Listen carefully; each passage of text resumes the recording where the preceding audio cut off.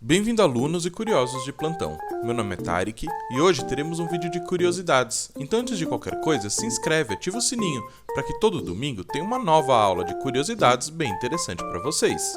Estamos em um momento hoje em que uma área na saúde tem brilhado mais que todas as outras áreas, a epidemiologia.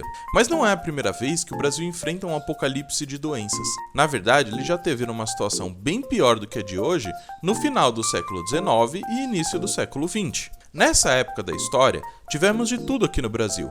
Febre amarela era uma novidade, peste negra estava entrando nos nossos portos, crises de tuberculose por aí, lepra atacando o interior do Brasil e, para finalizar, a famosa gripe espanhola. Claro que foi um período repleto de problemas e também repleto de mentes brilhantes que surgiram para salvar o dia. Muitas delas você já ouviu o nome em alguns lugares, como Oswaldo Cruz, Vital Brasil, Adolfo Lutz, Carlos Chagas, mas iremos dar ênfase a um cara, o famoso Emílio Ribas. E confie em mim, você vai se impressionar com o que esse cara fez. Seu nome completo era Emílio Marcondes Ribas e era um brasileiro legítimo, nascendo em Pindamonhangaba no dia 11 de abril de 1862. Ele passou a sua infância inteira nessa cidade de interior de São Paulo, e naquela época, os médicos eram praticamente deuses na comunidade, em especial no interior. Então, devido a essa estatura social, ele começou a se encantar pela medicina desde pequenininho.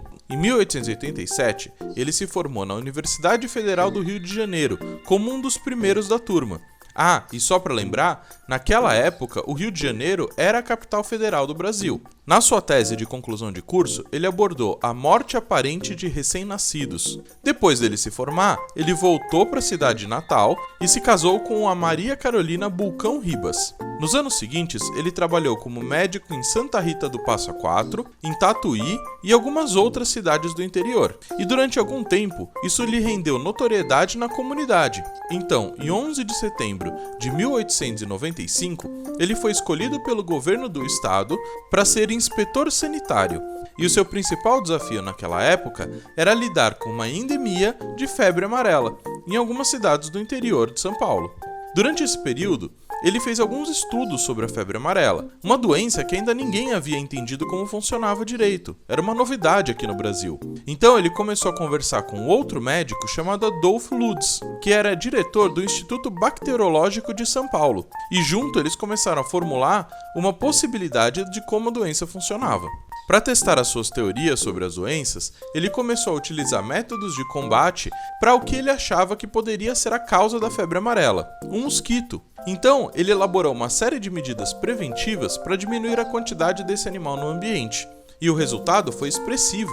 De 321 mortes causadas por febre amarela em Campinas no ano de 1896, caiu para 3 no ano seguinte. Logo, as suas teorias haviam sido confirmadas. Existia uma relação entre o mosquito Aedes aegypti e a febre amarela. Então, ele resolveu publicar um artigo, o mosquito considerado agente de propagação da febre amarela. E como era de se imaginar, não foi muito bem aceito na comunidade científica. Em 1902, em uma outra cidade chamada de São Simão, estava com uma epidemia forte dessa doença. E, seguindo a sua própria teoria, ele mandou limpar o rio que cortava a cidade e aumentou o saneamento básico. O resultado, novamente, foi a diminuição drástica dos casos, o que fortaleceu ainda mais a sua teoria. Mas cientistas não são um bicho que muda muito fácil de ideia. Dentro da comunidade científica, a resistência pela teoria de Emílio era muito alta.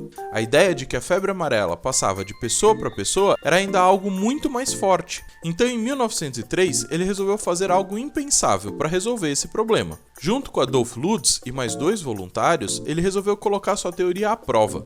Ele colocou os 2 voluntários em uma ala do Hospital de Isolamento de São Paulo, que depois se tornou o Instituto de Infectologia Emílio Ribas, com várias outras pessoas que estavam com febre amarela, enquanto ele se deixou picar por um mosquito e ficou longe dos doentes. A ideia era simples: se a febre amarela passa de pessoa para pessoa, os voluntários pegariam facilmente essa doença. Porém, se ela passa pelo mosquito, o próprio Emílio pegaria. O resultado dessa experiência foi o esperado. O pesquisador pegou a doença. Daí a sua confirmação.